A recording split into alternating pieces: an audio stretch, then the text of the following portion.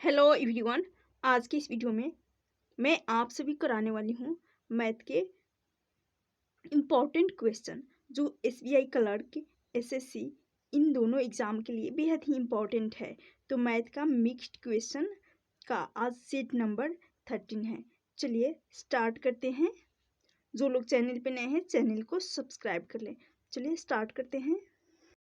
तो आज का पहला क्वेश्चन है क्वेश्चन नंबर 1। क्वेश्चन नंबर 1 है, एक वृत्त की परिधि 44 सेंटीमीटर है तो वृत्त का क्षेत्रफल ज्ञात करें। वृत्त की परिधि दे रखी है। परिधि बराबर होता है 2 पाई आर। आर यानी त्रिज्या होता है। तो पाई परिधि का मान दे रखा है 44 सेंटीमीटर 2 और पाई का मान होता है 22/7। पाई का मान होता है 22/7 और आर हमें निकालना है यानी त्रिज्या हमें निकालनी है। तो 22 गुना 2 करेंगे तो यहाँ से आ जाएगा 44। 44 से 44 कट जाएगा तो आर का मान आर यानी त्रिज्या निकल कर आ जाएगा 7। और हमें वृत्त का क्षेत्रफल निकालना है। तो वृत्त का क्षेत्रफल होता है, वृत्त का क्षेत्रफल बराबर होता है, एरिया होता है pi r square. Pi r square यहाँ पर देखते हैं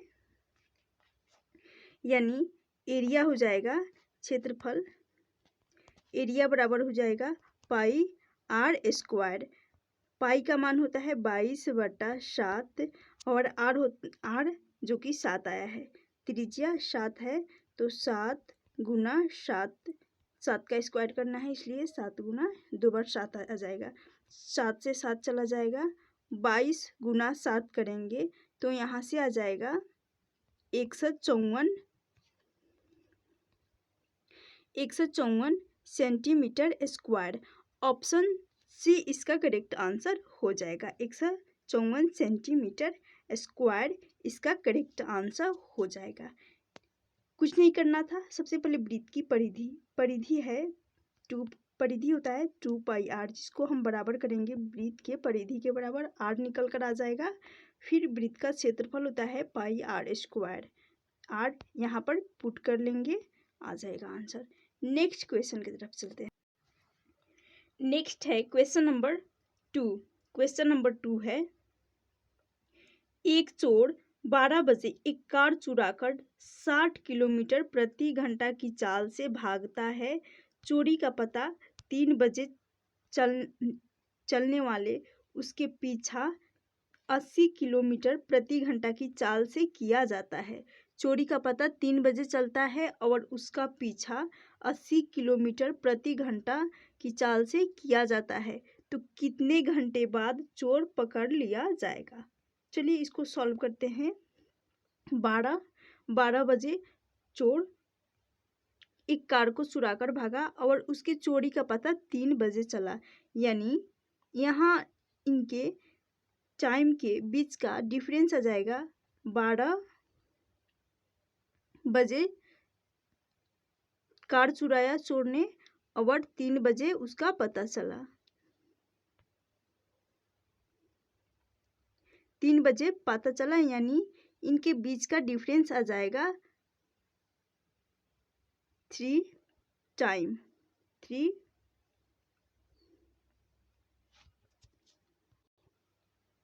यानी 3 घंटे।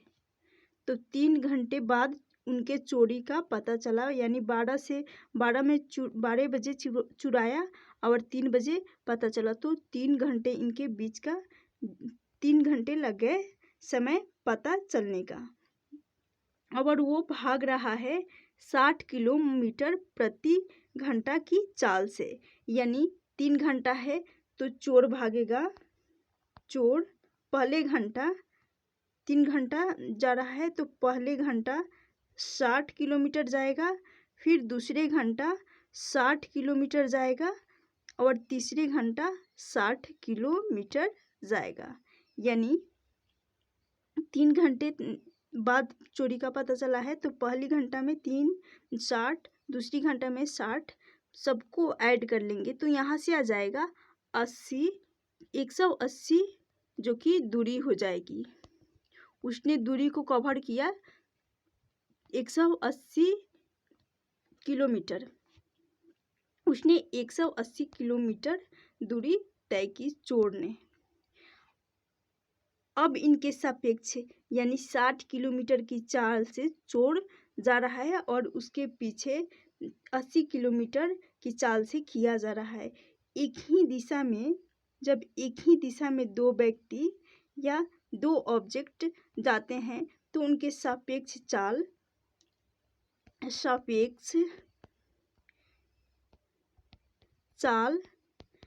घट जाते हैं। यानी हो जाएगा 80 माइनस 60, 80 माइनस 60, तो यहाँ से डिफरेंस आ जाएगा 20 किलोमीटर, 20 किलोमीटर, क्योंकि 80 किलोमीटर प्रति घंटा और 60 किलोमीटर प्रति घंटा सापेक्ष चाल है। एक ही दिशा में दो ऑब्जेक्ट जा रहा है, यानी चोर और चोर को पीछा करने वाले दोनों एक ही दिशा में जा रहे हैं, तो यहाँ इनकी चालें आपस में घट जाएंगी, क्योंकि चालें घट जाती हैं, स्पीड घट जाते हैं। तो यहाँ से आ जाएगा 20 किलोमीटर। और हमें समय निकालना है। समय बराबर होता है दूरी बटा होता है चाल। दूरी है 80 किलोमीटर, तो 80, क्योंकि चोर ने 80 किलोमीटर तय किया 3 घंटे में, तो 80 और 20 किलोमीटर दोनों की सापेक्ष चाल 20 किलोमीटर है। 20 किलोमीटर दोनों की सापेक्ष चाल है। अब इनमें भाग लगाएंगे तो यहाँ से आ जाएगा 9 घंटे, 9 घंटे जो कि 9 आवर्स निकल कर आ जाएंगे, तो 12,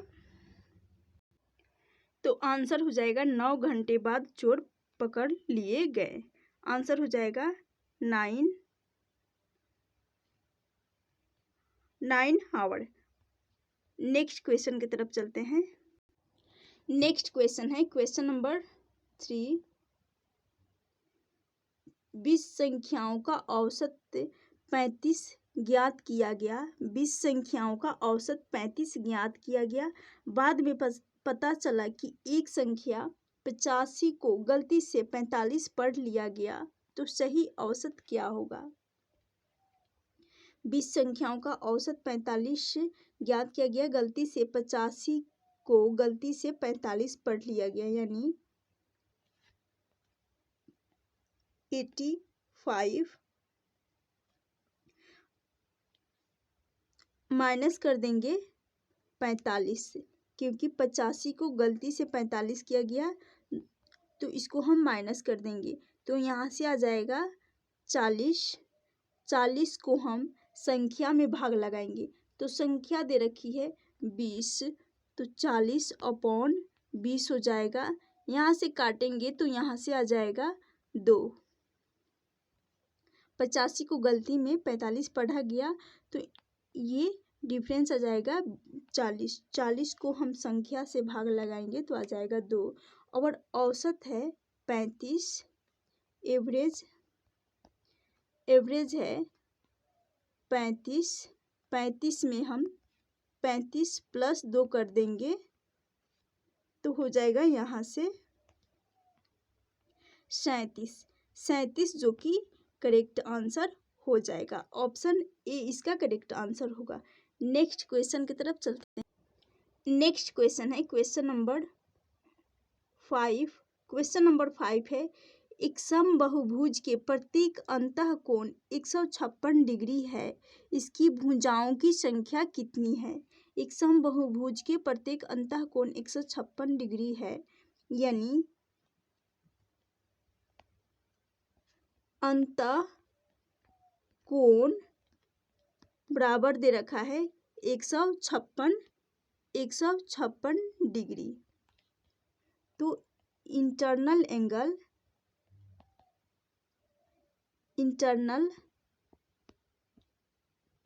एंगल प्लस एक्सटर्नल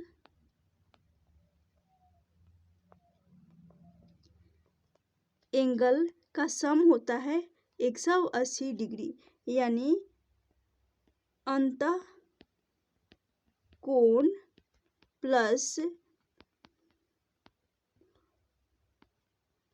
बाह्य कोण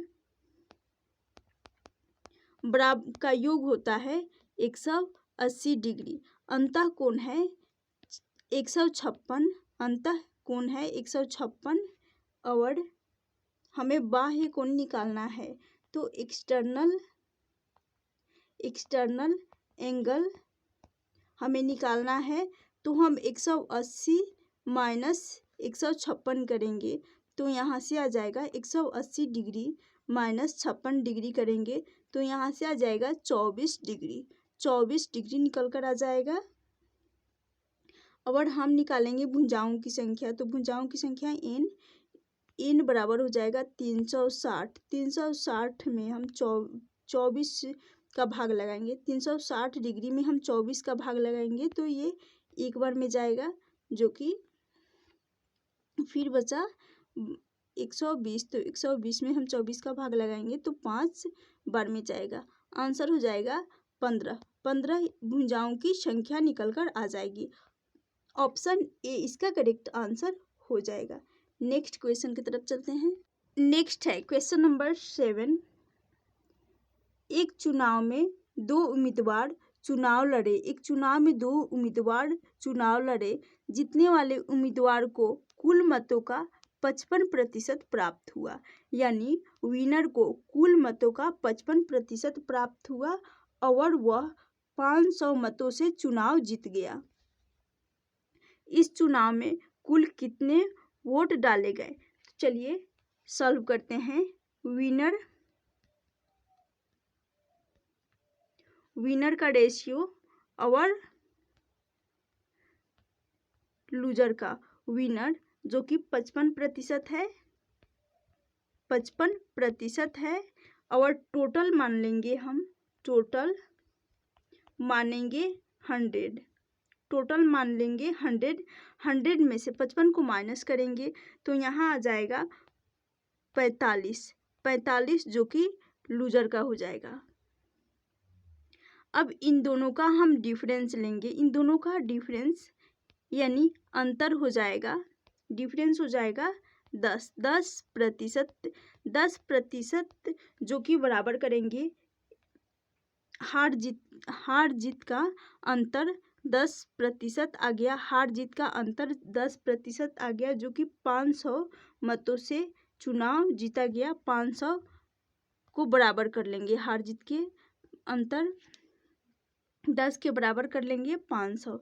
तो इस चुनाव में कुल कितने वोट डाले गए, यानी कुल वोटों की संख्या पूछी जा रही है। तो 100% निकालेंगे तो यहाँ से आ जाएगा 5000 जो कि करेक्ट आंसर हो जाएगा। एक शून्य से एक शून्य चला जाएगा, एक रेशियो बराबर 50 आ जाएगा और 100 जो कि 500 के बराबर हो जाएगा, 5000 के बराबर हो जाएगा। ऑप्शन सी इसका करेक्ट आंसर हो जाएगा। नेक्स्ट क्वेश्चन की तरफ चलते हैं। नेक्स्ट है क्वेश्चन नंबर 8। आयत की लंबाई में 20% की वृद्धि होती है और चौड़ाई में 10% की कमी कर दी जाए तो क्षेत्रफल पर क्या प्रभाव पड़ेगा? आयत का क्षेत्रफल होता है, आयत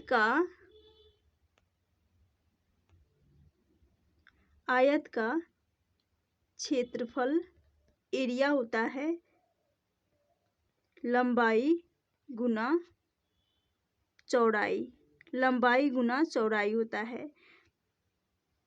तो 20% लंबाई में वृद्धि की जाती है। इसको बनाएंगे हम x माइनस वाई, माइनस हो जाएगा x इंटू वाई अपॉन हो जाएगा 100।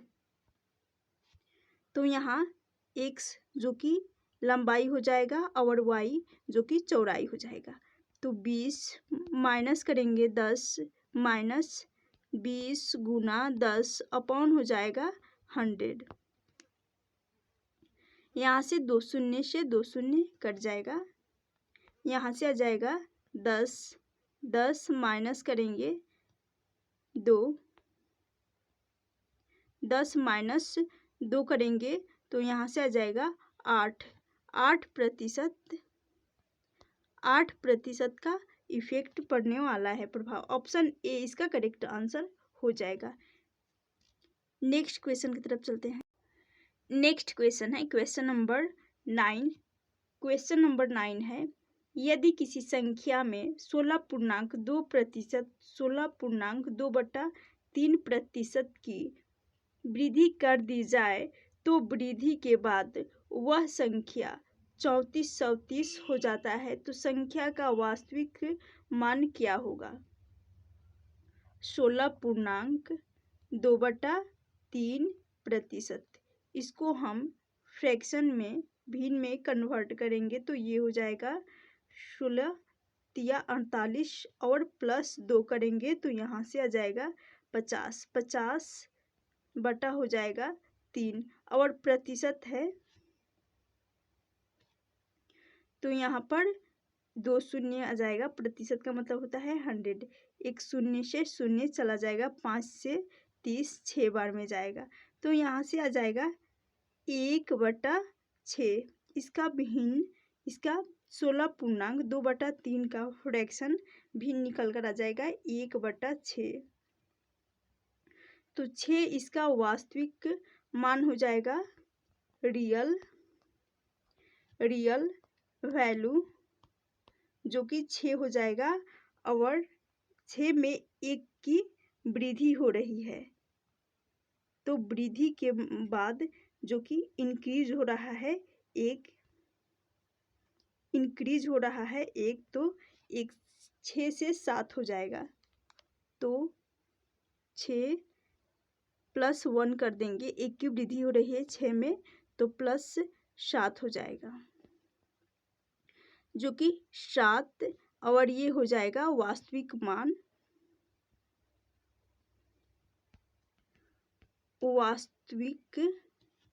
और ये वृद्धि तो वृद्धि 7 रेशियो जो कि बराबर हो जाएगा वृद्धि के बाद 3430 हो रहा है, 3430 हो जा रहा है संख्या 3430। इसको 7 से डिवाइड करेंगे 3430 को तो ये 4 बार में जाएगा।